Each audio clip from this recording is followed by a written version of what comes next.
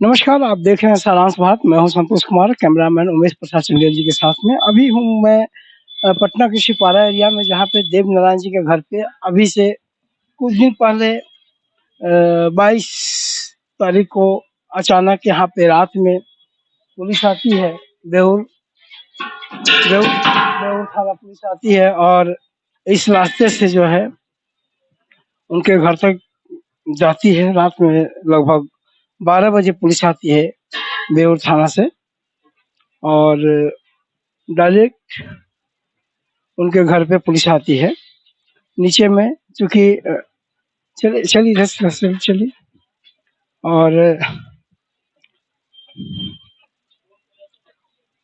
उनके घर के नीचे में जो सीढ़ी से रास्ता, यहाँ से रास्ते से अंदर आते हुए और यहाँ से पुलिस जो है आने के बाद डायरेक्ट इस गेट को नॉक करती है, जबकि ये छत पे जाने का रास्ता है, बिल्कुल खुला रास्ता है।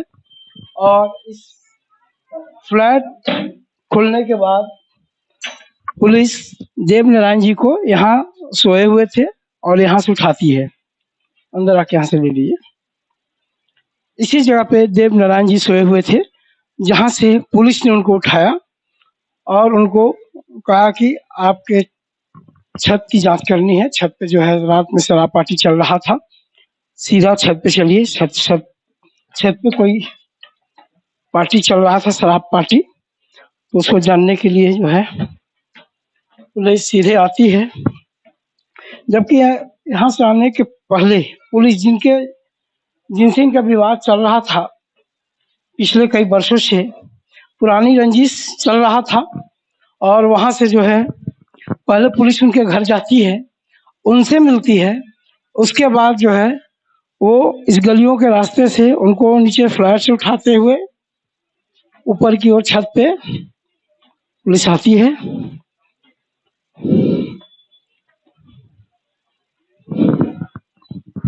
और इसी सीढ़ियों के द्वारा पुलिस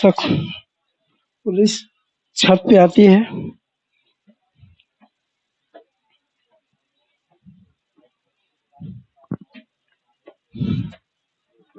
और डायरेक्ट वो छत के निरीक्षण करते हैं, जहाँ पे देव नारायण जी के साथ में वो ऊपर आते हैं। और आने के बाद छत पे उनको यहाँ पे जो है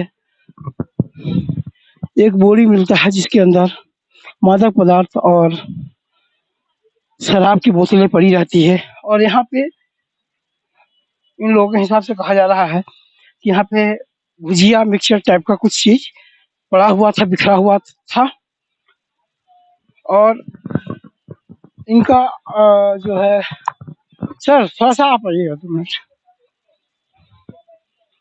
पुलिस का जो आरोप है कि आपके छत से मादक पदार्थ और शराब जब्त किया गया है, इसकी पुष्टि आप कैसे करते हैं?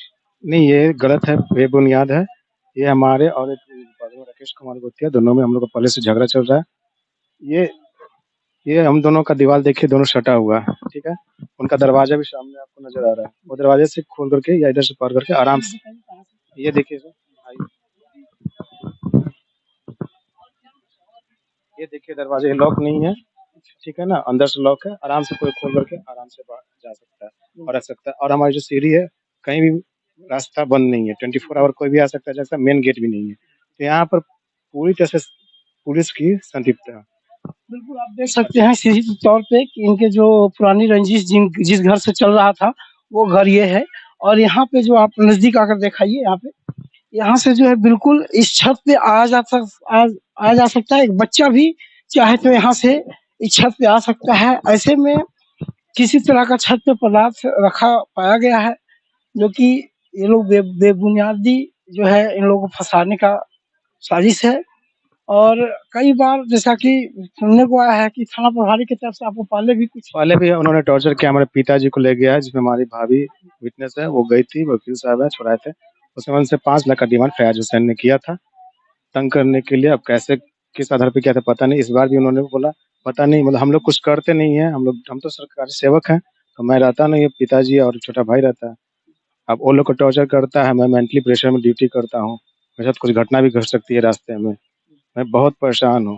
कितने दिन से ये सब चल रही है आपके साथ? ये करीब मतलब साल भर से 1.5 साल से चल रही है, लेकिन 6 महीने से बहुत ज़्यादा परेशान किया जा रहा है। अचानक इस रात में आपके यहाँ पे?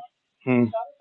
उस दिन मैं नहीं था इत्तेफ़ाक से, हाँ, उस दिन इत्तेफ़ाक से मैं नहीं था, मेरा भाई, मेरे पिताजी और एक छोटा भतीजा था। वही छोटा भतीजा था और वो दोनों को ले गया, तो छोटा भतीजा मेरे को फ़ोन करके खबर किया कि दादा को ले गया। मैं कहीं और था, वहाँ पूरी रात टेंशन में रहा। अच्छा, ऐसा भी सुनने को आ रहा है कि पुलिस आपके घर आने से पहले जो बगल में आपकी जो हाँ, मेरे एक बगल में है, पड़ोसी हैं, हाँ, तो उन्होंने फुटेज दिखाई हमें, उसमें वो आ रहे हैं पुलिस, तो वो सबसे पहले जो मेरे ये भी है राकेश कुमार, उनके घर में पहले वो फैयाज आलम जा रहे हैं। उसके बाद वहाँ 2 या 3 मिनट रुक रहे हैं और उसके बाद वहाँ से इन्फॉर्मेशन शायद उनको मिलती है कि वहाँ सामान रख दिया गया है और इतने स्पीड में मेरे यहाँ आते हैं और लेकर के चले जाते हैं मेरे पिताजी वगैरह। हाँ, बरामद हो जाती है सामान की। कहीं न कहीं बेबुनियाद तरीके से इनको फँसाया जा रहा है। वो अभी एक सीसीटीवी कैमरा का खुलासा इनके द्वारा किया गया है कि ये जो इनके जो जिनसे रंजिश चल रहा है, इनके घर पे 2 सीसीटीवी कैमरा लगा हुआ है। आप देख सकते हैं सीधी तौर पे। एक जो है इधर दक्षिण की तरफ और एक जो है पश्चिम की तरफ मुँह से लगा हुआ था। पश्चिम तरह का टाइप का जो कैमरा है, इनका सीधे छत पे लगा हुआ है, जबकि ये गलत है। किसी के छत के ऊपर आप कैमरा कैसे फिट कर सकते हैं? दूसरी बात ये है कि अगर किया हुआ भी था, तो ये वारदात से पहले खोल दिया गया है। ये बहुत बड़ा इसका पुष्टि करता है कि बहुत बड़ा षड्यंत्र का शिकार इन लोगों को बनाया गया है, शिकार किया गया है। क्योंकि अगर ये बहुत बड़ी प्लानिंग के साथ ही ऐसा हुआ है, तो ये रात का सीसीटीवी कैमरा इधर का खोल दिया गया, हटा दिया गया है, ताकि कोई भी व्यक्ति छत पे किधर कहीं से आए, उनका फ़ोटो कवर ना हो पाए। क्या सर? जी, जी। और ये कैमरा जो है ना गलत तरीके से लगाया हुआ है, किसी दूसरे के घर में आप ताका-झाकी नहीं कर सकते हैं। इसकी कंप्लेन मैंने बाय पोस्ट बेउर थाना को दी थी, लेकिन उस पे कोई कार्रवाई नहीं हुई क्योंकि इनकी उनमें पुलिस संलिप्तता है, इसलिए हमारे ऊपर कुछ नहीं हुई। बिल्कुल, बिल्कुल। ये बहुत क्लियर रूप से ये जो है इनको सपोर्ट करता है कि आखिर जब कैमरा लगी हुई भी थी, तो ये खोला गया और खोलने के बाद इस तरह का घटना हुआ। इनके छत पे आके रात में कोई शराब और कई नशीले पदार्थ का जो है यहाँ पे बोरी में रखा गया और बाद में उसे पुलिस की सूचना देकर उसे अरेस्ट करवाया गया, गिरफ्तार मतलब किया गया। के आसपास करीब 12 बजे रात्रि के आसपास फयाज आलम वहां पहुंचते हैं, दरवाजा खुलवाते हैं। दरवाजा ये लोग आराम से खोल देते हैं। खोलने के बाद उनको कहा जाता है कि आप चलिए छत पर। दोनों को, अजीत कुमार और देवनारायण प्रसाद को फयाज आलम के द्वारा, उनके पुलिसकर्मी के द्वारा कहा जाता है कि आप छत पर चलिए। ये अपने छत पर जाते हैं। वहां जाने के बाद फयाज अहमद बताते हैं कि उससे वो क्या सामान है। इनको कोई जानकारी नहीं है कि क्या सामान है। उसमें कुछ शराब का बोतल था और कुछ गांजा जैसा कोई पदार्थ था। ये सब सामान पकड़ा गया। चूंकि राकेश कुमार जो देवनारायण प्रसाद के भतीजा हैं, उनसे पहले से दुश्मनी चल रही थी। दोनों का मकान एक दूसरे के मकान से सटा हुआ है। देवनारायण प्रसाद के मकान से और उसके राकेश कुमार के मकान पर आराम से जाया जा सकता है और राकेश कुमार के मकान से आराम से देवनारायण प्रसाद के मकान पर आया जा। आपके कहने का मतलब ये हुआ कि प्रशासन कहीं न कहीं संलिप्त है राकेश कुमार के साथ? 100%। इसलिए जो मादक पदार्थ पकड़े गए हैं वो कहीं न कहीं रखा गया है। बिल्कुल, इसलिए कि देवनारायण, जैसा कि बताया गया और सीसीटीवी फुटेज निकला, अगल बगल में अड़ोस पड़ोस के लोगों के पास जो सीसीटीवी कैमरा लगा हुआ था, उनसे इंक्वायरी किया गया। उनको उस सीसीटीवी को देखा गया तो पता चला कि पुलिस जब आती है फयाज आलम, तो सबसे पहले राकेश कुमार के घर पर जाते हैं। वहां तो 3 मिनट 4 मिनट रुकने के बाद पुनः वहां से अमित कुमार के घर आते हैं और अमित कुमार के घर पर आने के बाद अमित कुमार को दरवाजा खुलवा करके अजीत कुमार और देवनारायण प्रसाद के दरवाजा खुलवा करके छत पर जाते हैं। कोई भी पुलिस पदाधिकारी अगर किसी को सूचना मिलेगा कि किसी के घर में अवैध कारोबार हो रहा है, तो सर्वप्रथम वो जहां एक्यूज रहेगा उसके इर्द गिर्द उस कमरा को, उसके रसोई घर को, उसके बाथरूम को इर्द गिर्द इंक्वायरी करेगा कि यहाँ क्या है। मतलब जो भी उसके पोजीशन में है, क्योंकि उनके मकान 3 मामला है ना, तो उस मकान में किरदार भी रहते हैं, तो वहां कहीं नहीं गया। सबसे पहले नीचे कहीं नहीं गया, छत पर क्यों गया? उसको जानकारी थी कि छत पर है। छत पर उनको कैसे जानकारी हुई? किसी का नाम नहीं बताया। आखिर पुलिस को, फयाज आलम को किसने बताया कि एक सवाल उस छत पर अवैध सामान रखा हुआ है? एक सवाल है, एफआईआर में जिस तरीके से लिखा गया है कि वहाँ शराब की पार्टी चल रही थी छत पे, हाँ। इसमें कितना सत्यता है? तो अगर शराब की पार्टी चल रही थी तो शराब पार्टी में उनका कहीं मुंह से गंध आना चाहिए शराब पीने का।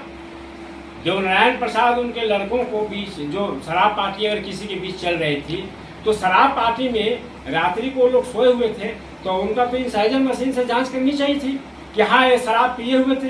तो ये सब कहीं नहीं किया गया, चूंकि शराब पिए हुए थे ही नहीं, इसलिए जांच नहीं किया गया। एक गलत आरोप। कोई गवाह होगा इसका?